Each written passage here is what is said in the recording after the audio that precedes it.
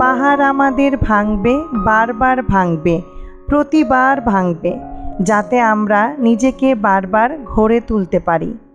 আর এই ভাঙা গড়ার খেলায় একটা সময় আমরা অনুভব করব আমরা কতটা অপ্রতিরোধ্য, কতটা শক্ত এবং কতটা আত্মবিশ্বাসী। আসসালামু আলাইকুম এভরিওয়ান। আশা করি কাছে বা দূরে যে যেখান থেকে আমার আজকের ভিডিওটি দেখছেন বা দেখবেন, আল্লাহর অশেষ রহমতে সবাই ভালো আছেন, সুস্থ আছেন। দিবা নাজান্স মম চ্যানেল থেকে আমি ডেইজি, আমি আমার পরিবার নিয়ে আলহামদুলিল্লাহ ভালো আছি, সুস্থ আছি। হাজির হয়েছি নতুন সকালে নতুন আরও একটি ভিডিও নিয়ে। সকালে ঘুম থেকে উঠেই দেখি বৃষ্টি হচ্ছে, তো সেটা আপনাদের মাঝে শেয়ার করলাম। আর বৃষ্টি হলে কি হবে, এরই মধ্যে আকাশ পরিষ্কার হয়ে গেছে আর রোদ উঠে গেছে। সত্যি বলতে বৃষ্টি হবার পর মনে হচ্ছে আরও গরম বেড়েছে।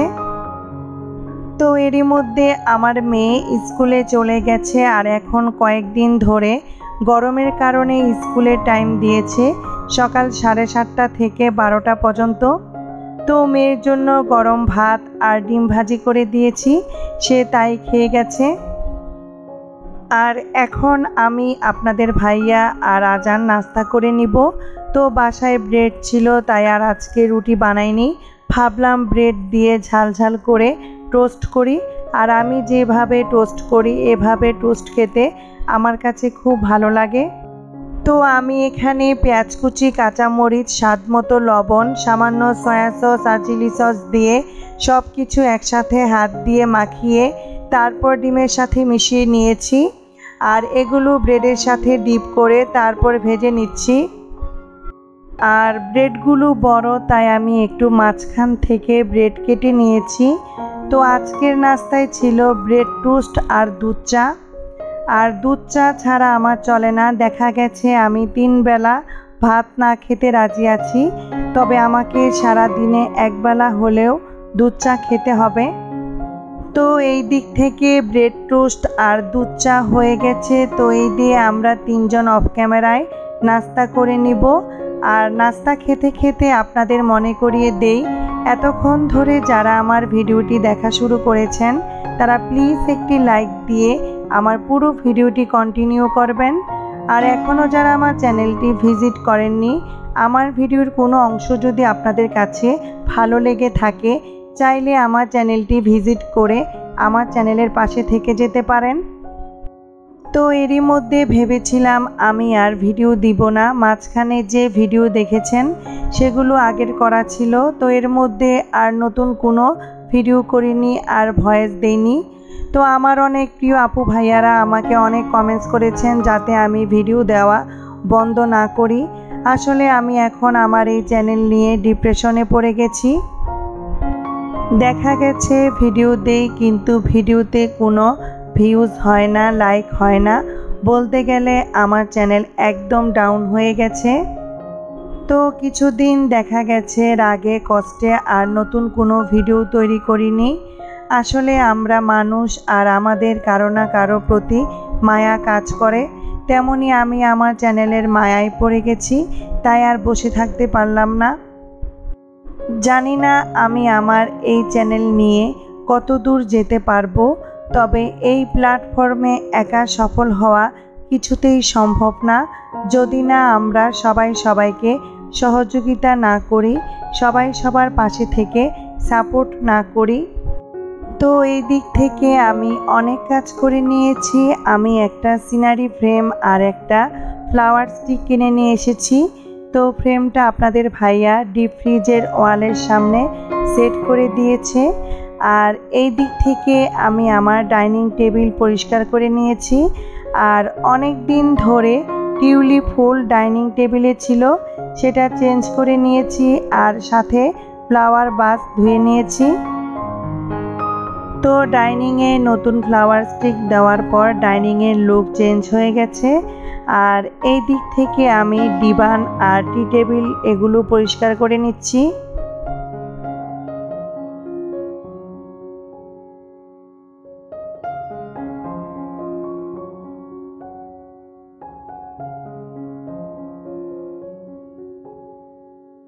আর এই হচ্ছে আমার ডাইনিং আর ড্রয়িং রুমের পুরো লুক।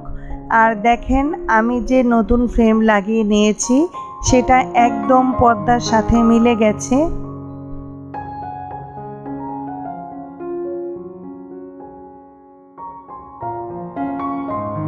আর এখন চলে এসেছি দুপুরের জন্য রান্না করে নিতে। তো আমি দুপুরের জন্য কি রান্না করব তার জন্য আমি আগেই সব কিছু গুছিয়ে নিয়েছি। তো আমি কাজের ফাঁকে অফ ক্যামেরায় মিষ্টি আলু দিয়ে কাঁচা আম দিয়ে টক রান্না করে নিয়েছি, আর কই মাছের দু পেঁয়াজা করে নিয়েছি। আর এখন শুধু আমি আমার পছন্দের পাঁচমিশালি শাক রান্না করে নিচ্ছি। তবে এই পাঁচমিশালি শাক আমার খুবই পছন্দের। তো সচরাচর বাজারে এই পাঁচমিশালি শাক পাওয়া যায় না। এই শাক দেখা গেছে গ্রামের জমিতে পাওয়া যায়, আর এটা আমার চাচাতো বোন দিয়ে গেছে। তো এই দিক থেকে আমি বেশি করে পেঁয়াজ রসুন কাঁচামরিচ দিয়ে তেলের সাথে ভেজে নিচ্ছি। আর আমি যে কই মাছ রান্না করেছি সেটা বাটিতে বেড়ে নিচ্ছি। যে কোনো শাক রান্না করার সময় যদি বেশি করে পেঁয়াজ রসুন কাঁচামরিচ দেওয়া হয় তাহলে শাক খেতে বেশি মজার হয়। আর এই শাক খেতে এমনিতে বেশি মজার হয় কারণ এতে বিভিন্ন ধরনের শাক আছে। তো এই দিক থেকে পেঁয়াজ রসুন কাঁচামরিচ ভাজার পর আমি এর মধ্যে সামান্য হলুদ গুঁড়া মরিচ গুঁড়া লবণ দিয়ে তারপর শাকগুলো দিয়ে নিয়েছি।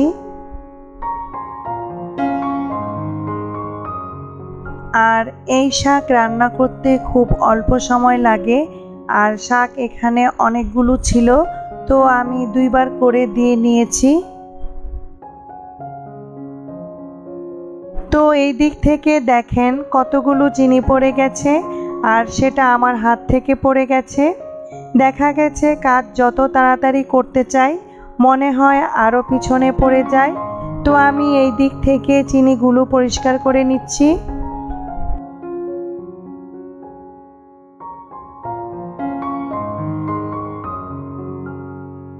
তো এরই মধ্যে আমার শাক রান্না হয়ে গেছে। তো শাকের মধ্যে লেবু পাতা না দিলে আমার কাছে ভালো লাগে না। তো আমি এসেছিলাম নিচের বাগানে লেবু পাতা নিতে, আর এসে দেখি কলা গাছে অনেক বড় মাশাআল্লাহ কলার ছড়ি ধরেছে। দেখে তো আমি মহা খুশি। তো এই দিক থেকে আমি শাকে লেবু পাতা দিয়ে নিয়েছি, আর এখন শাকগুলো আমি বাটিতে বেড়ে নিব।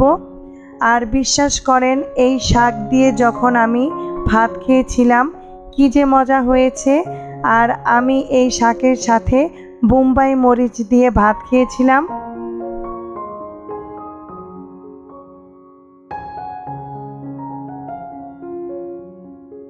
তো এই দিক থেকে আমি দুপুরে রান্নাটা সেরে নিয়েছি, আর এখন আমি চুলাটা পরিষ্কার করে নিচ্ছি। তো দেখা গেছে চুলাটা পরিষ্কার না করলে আমার কাছে ভালো লাগে না। তো আমি দেখা গেছে সকালে রান্না করার আগে একবার চুলাটা পরিষ্কার করে নিই, তারপর দুপুরে রান্না করা শেষ করে আবার চুলাটা পরিষ্কার করে নিই।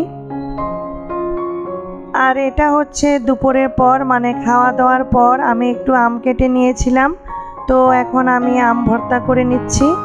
তো এখানে আমি লবণ শুকনা মরিচ আর কাসুন্দি দিয়ে নিয়েছি, আর তার সাথে সামান্য চিনি দিয়ে নিয়েছিলাম। আর এই কাঁচা পাকা আম ভর্তা খেতে আমার কাছে ভীষণ ভালো লাগে। তো এই ছিল আমার আজকের ভিডিও। তো আমার আজকের ভিডিওটি আপনাদের কাছে কেমন লেগেছে অবশ্যই কমেন্টস করে জানাবেন। তো আজকের মতো আমি এখানেই বিদায় নিচ্ছি। আবার হাজির হব নতুন আরও একটি ভিডিও নিয়ে। ততক্ষণ পর্যন্ত সবাই ভালো থাকুন, সুস্থ থাকুন। আল্লাহ হাফেজ।